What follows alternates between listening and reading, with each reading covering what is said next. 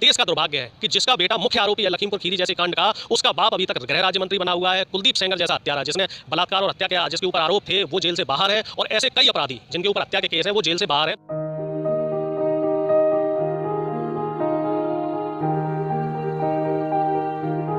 नमस्कार, मैं शाहनवाज, आप देख रहे हैं सोसाइटी न्यूज़। आज मैं मौजूद हूं पश्चिमी उत्तर प्रदेश में। पश्चिमी उत्तर प्रदेश का जिक्र हमेशा आता है इसलिए कि लगातार जो है किसान आंदोलन में सबसे ज़्यादा पश्चिमी यूपी के लोग थे और इस बार ऐसा लग रहा है कि पश्चिमी यूपी के लोग बहुत ही नाराज़ चल रहे हैं सरकार के, और सरकार के 5 साल के जो काम थे इससे जो है बहुत लोग नाखुश है।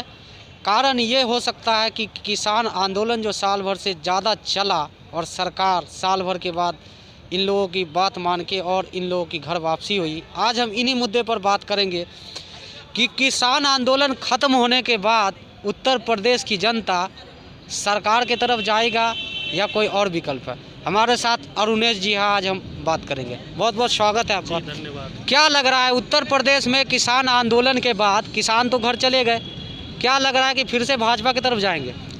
तो देखिए, एक चीज़ तो निश्चित तौर पे है कि पिछले 13 महीने में जब से ये किसान आंदोलन चला, मैं भी इस आंदोलन का हिस्सा रहा, आपने भी बराबर न्यूज़ कवर की, तो एक चीज़ तो स्पष्ट हो गई है कि भारतीय जनता पार्टी के प्रकार जो किसानों के मन में जो था, जो एक मोह था, जो एक भ्रमजाल था, वो भ्रमजाल पूरी तरीके से टूट चुका है। किसान हकीकत समझ चुका है कि भारतीय जनता पार्टी की कथनी क्या थी और उनकी करनी क्या है।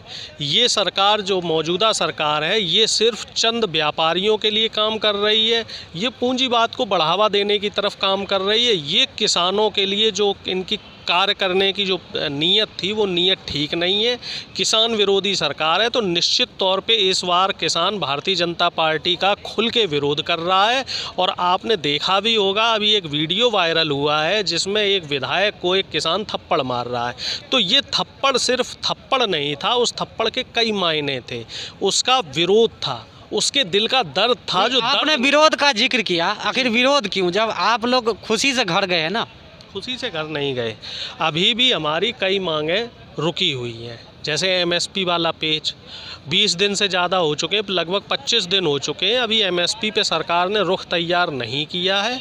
सरकार का रुख अभी भी तय नहीं हो रखा है। इसके अलावा जो किसानों के केस वापस होने थे, तो उन पे भी कोई बात नहीं हुई है। और तीसरा जो अहम मुद्दा है किसानों को मुआवजा देने का, तो वो मुआवजा भी अभी तक सरकार ने नहीं दिया है। सरकार ने इस बार फिर से किसानों को गुमराह किया है। किसान जहाँ अड़े हुए थे कि एमएसपी वापस लेकर ही हम घर जाएंगे, तो किसानों के साथ फिर से धोखा हुआ है। भारतीय जनता पार्टी जो पिछले 7 साल से 8 साल से जनता के साथ धोखा करती आई है, किसानों को ठगती आई है, किसानों की भावनाओं के साथ खेलती आई है, इस बार फिर से भारतीय जनता पार्टी ने किसानों के साथ छल किया है। हमारी 2022 में कहाँ मोदी जी कहते थे कि आय हम किसानों की आय डबल करेंगे। आय डबल करना तो दूर, जो प्रति व्यक्ति आय हमारी 2013 में 46 रुपये थी, अब वो प्रति व्यक्ति आय हमारी 26 रुपये रह गई। हमारी आय पहले से आधी हो गई है। तो ये चीज़ स्पष्ट है कि किसान इनसे खुश नहीं है। किसानों को इन्होंने छला है, किसानों के साथ इन्होंने धोखा दिया है, किसानों के साथ इन्होंने फरेब किया है, किसानों के बेटों के साथ भी ये धोखा कर रहे हैं। ये रोज़गार नहीं दे रहे हैं किसानों के बेटों को, ये मजदूर के बेटों को रोज़गार नहीं दे रहे हैं, एक किसानों की बेटियां इनसे सुरक्षित नहीं हैं। तो हर तरीके से देखा जाए, अगर हम सिर्फ उत्तर प्रदेश की बात करें, तो उत्तर प्रदेश में सिर्फ पश्चिमी उत्तर प्रदेश को आप मत लीजिए, समूचे उत्तर प्रदेश के किसान इनके विरोध में हैं। और आम आदमी जो है इनसे नाखुश है, क्योंकि इनके जो जो चुनावी वादे थे उनमें से ये कोई वादा पूरा नहीं कर पाए हैं। इसी वजह से ये फाइनली लास्ट में आके अयोध्या, मथुरा और काशी पे आके रुक गए हैं, क्योंकि इनकी धुरी वहीं चलती है। ये ध्रुवीकरण करना चाह रहे हैं, जो योगी आदित्यनाथ जी जो अभी कह रहे हैं कि 80-20 की लड़ाई है। 80-20 की लड़ाई नहीं है, ये सच और झूठ की लड़ाई है। तो आपने ध्रुवीकरण का बात किया, पिछली बार भी तो मंदिर पर ही वोट मिला था, इस बार भी सोच रहे ले लेंगे, तो जनता देती है तब ना। देखिए ऐसा है साहब, काठ की आंडी बार बार नहीं चढ़ती। एक बार लोगों की भावनाओं के साथ आपने खेल लिया और लोगों को साथ झूठ फरेब करके आप सत्ता में आ गए। अब जनता समझ चुकी है कि मंदिर से हमारे पेट नहीं भरने हैं। मंदिर आस्था का विषय है, इसको राजनीति में लाना ठीक नहीं। मेरे ख्याल से राजनीति को और धर्म को अलग रखना चाहिए। धर्म हमारी आस्था का विषय है, मंदिर हो, मस्जिद हो, गुरुद्वारा हो, चर्च हो, ये पूजा पाठ के लिए, ये हमारी धार्मिक आस्था के लिए, ये मन की शांति के लिए है।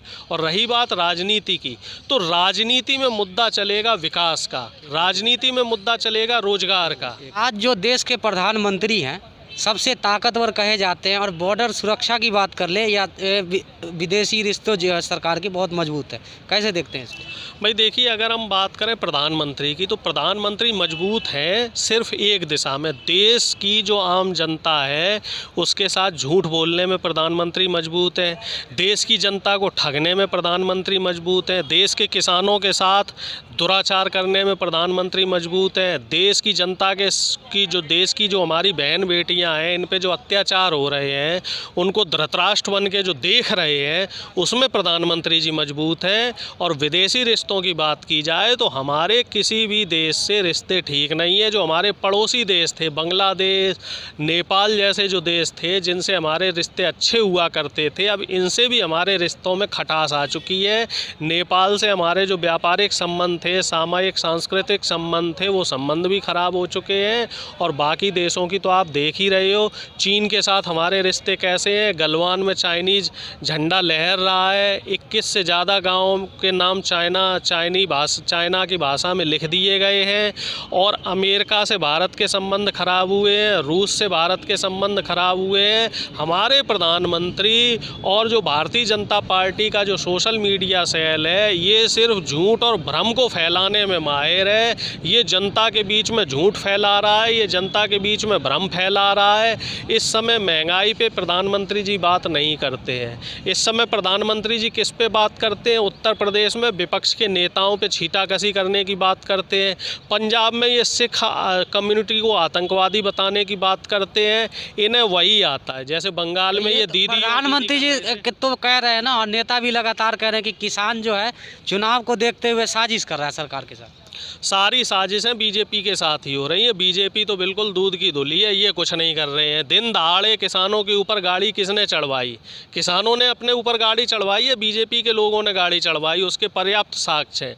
और उस मंत्री को, ये देश का दुर्भाग्य है कि जिसका बेटा मुख्य आरोपी है लखीमपुर खीरी जैसे कांड का, उसका बाप अभी तक गृह राज्य मंत्री बना हुआ है। कुलदीप सेंगर जैसा हत्यारा जिसने बलात्कार और हत्या के जिसके ऊपर आरोप थे वो जेल से बाहर है। और ऐसे कई अपराधी जिनके ऊपर हत्या के केस हैं वो जेल से बाहर हैं। भारतीय जनता पार्टी की जो कैबिनेट है इस समय सेंटर की, उसमें 42% लोग, 42% लोग ऐसे हैं जिनके ऊपर जघन्य अपराध हैं। तो सरकार का तो आरोप है कि पिछली सरकार में गुंडागर्दी ज़्यादा, जिसमें से साध्वी प्रज्ञा जैसी आतंकवादी भी सांसद बनी हुई बैठी है। बीजेपी आरोप लगाने में माहिर है कि पिछली सरकार से ये सरकार 80 थी।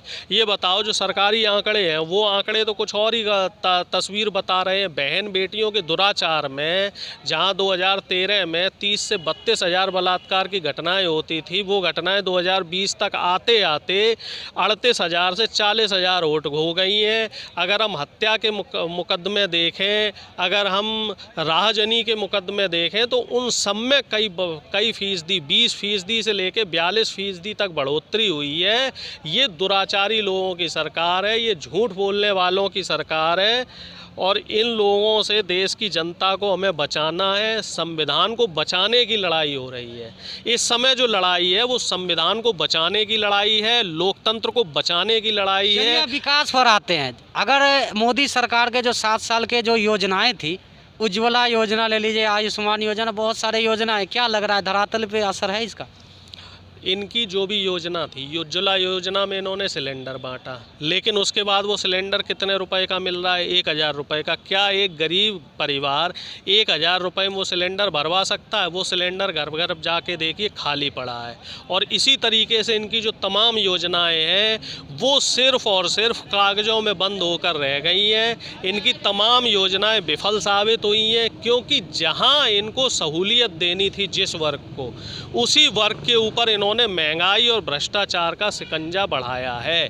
इन्होंने बीजेपी जब से सत्ता में आई है, इन्होंने महंगाई बढ़ाने का काम किया है। इन्होंने देश की जनता की जो जेबें हैं उनको काटने का काम किया है। आप पेट्रोल और डीजल देख लीजिए, अभी भी डीजल और पेट्रोल के दाम पिछली सरकारों से बहुत ज़्यादा हैं। तो इसका जो सीधा असर है वो कहीं ना कहीं आम आदमी की जेब पे पड़ रहा है। और दूसरा, पिछले 2 साल से जब से कोविड की वजह से लॉकडाउन लगा और तमाम लेबर लॉ वगैरह हट गया है, तो उससे क्या हुआ है कि करोड़ों लोग बेरोजगार हो गए हैं। आप ये मानते हैं कि पिछला जो कोविड काल था सरकार का बेहतर काम था?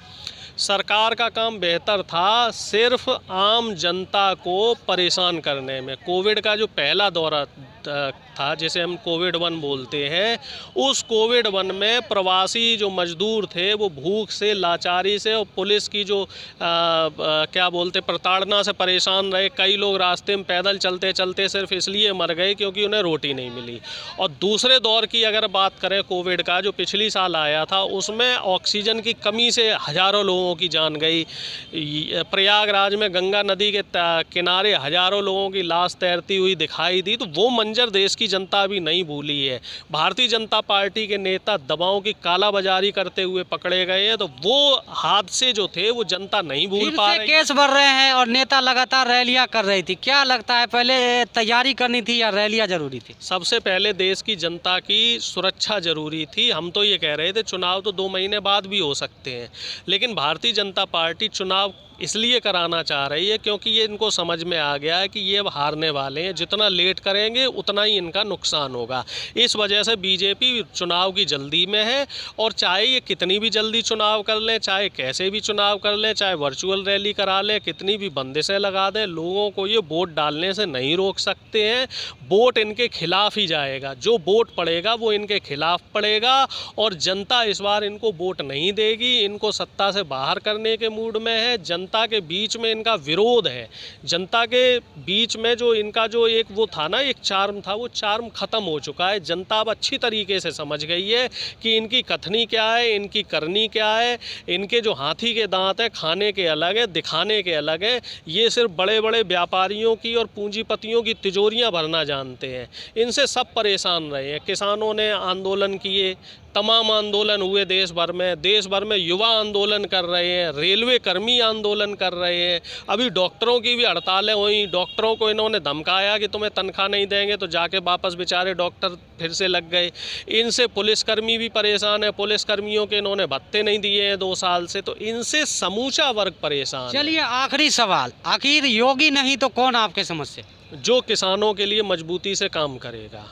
अभी चुनावी मैनिफेस्टो आने दीजिए, और 15 तारीख को संयुक्त किसान मोर्चा की रैली होनी है। उस रैली में जो मीटिंग हो रही है संयुक्त किसान मोर्चा की, उस मीटिंग में ये फाइनल हो जाएगा कि किस राज्य में हमें किस पार्टी का समर्थन करना है। लेकिन एक चीज़ आप स्पष्ट तौर पे समझ लीजिए, हम भारतीय जनता पार्टी को सत्ता से बाहर करना चाहते हैं। चाहे विपक्ष की कोई भी पार्टी हो, हर पार्टी ये चाहती है कि भारतीय जनता पार्टी सत्ता से बाहर रहे, क्योंकि ये संविधान को कमज़ोर करने वाले लोग हैं, ये लोकतंत्र को जर्जर करने वाले लोग हैं, ये मनुवाद को मानने वाले लोग हैं, ये सामंतवाद को मानने वाले लोग हैं, ये राजशाही व्यवस्था को लगाना चाहते हैं। तो हमें इस व्यवस्था को बदलना है, हमें इस सत्ता को बदलना है। हमें गरीबों की सरकार लानी है, हमें मजदूरों की सरकार लानी है, हमें महिलाओं की सरकार लानी है, और हमें युवाओं की सरकार लानी है। तो आपने सुना कि किस तरह से लोगों का कहना ये है, साफ एकदम दिख रहा है कि किसानों के हित में जो भी पार्टी बेहतर काम करेगी और मैनिफेस्टो जारी करेगी, हम उस पर मुहर लगाएंगे। और अभी जो सरकार चल रही है भारतीय जनता पार्टी की सरकार, उसको हम बिल्कुल ही वोट नहीं देंगे। तो आप देख रहे थे सोसाइटी न्यूज़। नमस्कार।